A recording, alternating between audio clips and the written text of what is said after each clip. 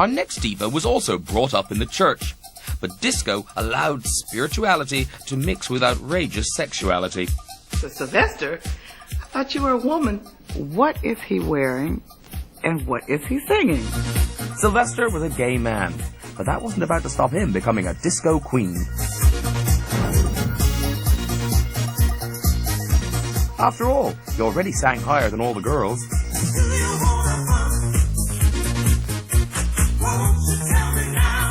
I really don't think there's been anybody else that has made an entrance like him. Maybe Diana Ross. There was nobody like him, white or black. And the fact him, A, being a black man, B, being a gay black man, that, you know, it's two taboos right there. And he was able to just surpass all that and still, you know, be himself and put on one hell of a show. Sylvester James Jr. grew up in Los Angeles.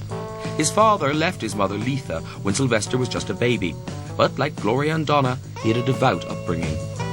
The church for Sylvester was where he first got his musical training, and he brought that with him from church to disco.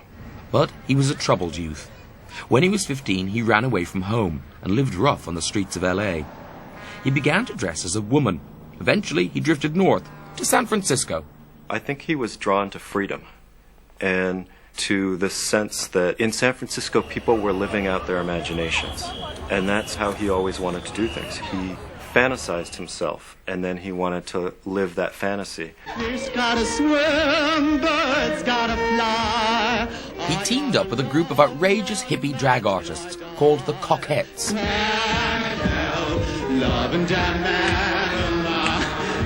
He joined the show, impersonating female blues singers.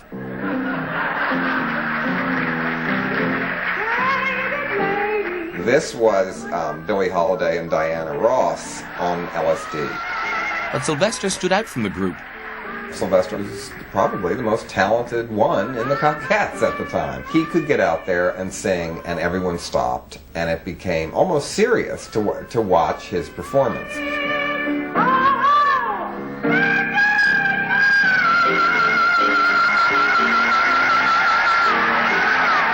He was soon performing his own shows. Now he needed some backing singers.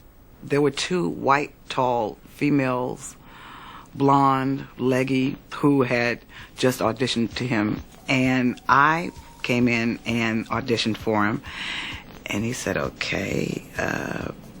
And he dismissed the other girls.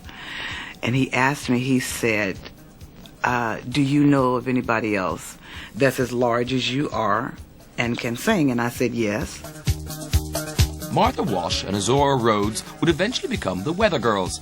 But back then, they were known as 2 tons of fun. It was a perfect combination. When he found them, musically things clicked. The audience just ate it up.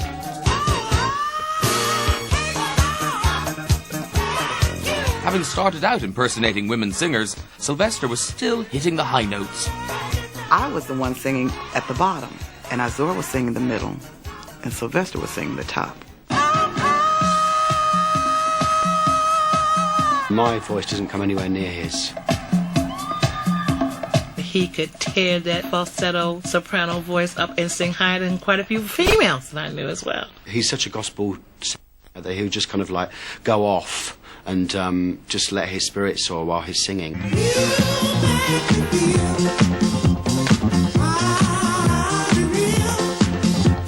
The breakthrough hit came in 1978 with You Make Me Feel. But mainstream success also brought controversy. Sylvester was openly gay.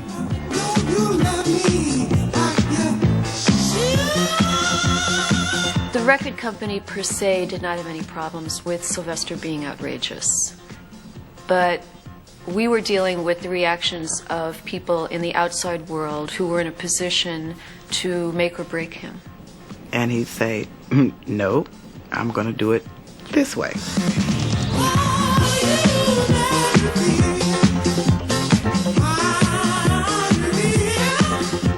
People want to tell him, you need to dress like this, you need to tone down that, and Sylvester could be very, very stubborn. If he felt like wearing a dress today, then he'd do that.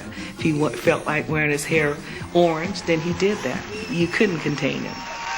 At a time when there was no such thing as a gay celebrity, Sylvester took his outrageousness right onto Joan Rivers' primetime TV show. He performed, and she sat down to talk to him, and she asked him about his jewelry. That's my wedding set. That's your wedding set. All right. Who are you married to? Rick. And he said, Rick Kramer. And then he went, oh. Oh, God, I'm sorry. No. You know, What? Rick's parents are watching. Well, surprise. He realized that Rick's parents didn't know that Rick was gay. Didn't know Rick Kramer's parents. Now, you should have looked in your closet 10 years ago. You wouldn't be. He was who he was. And by being on a lot of talk shows in the U.S., he forced Americans to deal with it. Sylvester continued to be outrageous, especially in the wardrobe department. We loved to shop. He would call it shopping in the name of Jesus. We're talking about capes, you know, flying on stage, heels. You know, he had heels on. He was not playing. First meeting, he gave me a blue sequin dress. And I said, what's your name? He said, Sylvester. I said, Sylvester? I thought you were a woman. And he was flattered. You know, he loved it. You know, oh, girl. And then we go uptown to the wig place and get that hair. Sure no. Johnson, what you think about this? Look at this hair. Child, this is a little bit too long. Wait a minute, can you cut it? I want to dye it. Can you dye it this color? You know? And I'd be like...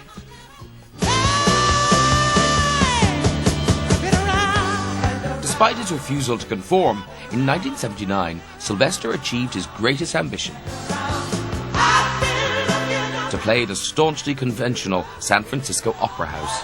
That was the ultimate deal for him, to show up and do a huge show because he had made it in the world, and for him to come back to San Francisco and let them celebrate with him.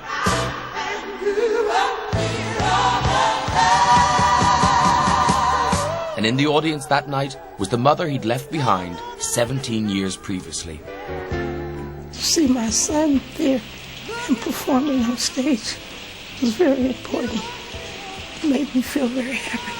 People accepted him as Sylvester. Sylvester was a star, an undoubted queen of disco. But just as things were going so well... I said, hey, baby, what's happening? He said, baby, I don't feel too good. I'm going to have a cold. I said, let me feel your forehead. He said, I don't know, you should get too close because I don't know what it is. I said, come here. He said to me, I got to go on stage in about 20 minutes. You know, come and pray with me. When I went to visit him, that's when he told me he had AIDS. And I gave him all of my support. He says, I'm going to be in the gay parade, and I'm going to be in a wheelchair. And I said, really? Are you ready for that? He says, oh, yeah. So he wanted them to know. He called me the day that he demised, but he let me know he loved me. He let me know that he was going to be watching me, no matter what. He told me, he says, Mom, I'm not going to make it. So if you could stay with me, I would appreciate it. The funeral was a big celebration. He wanted me to sing, and he wanted Martha to sing. And I said, well, what do you want me to sing? He says, well, what's that song that you and Martha sing everywhere you go? And I said, oh, Touch Somebody's Life? He goes, please, don't sing that one. I thought he was going to say, please sing that one. He says, don't sing that one. And I said, okay, what do you want me to sing? So Never Grow Old was the first song that he ever sang in church as a child. Never. In the end, he told me that he had no regrets, that he lived his life the way he wanted to live.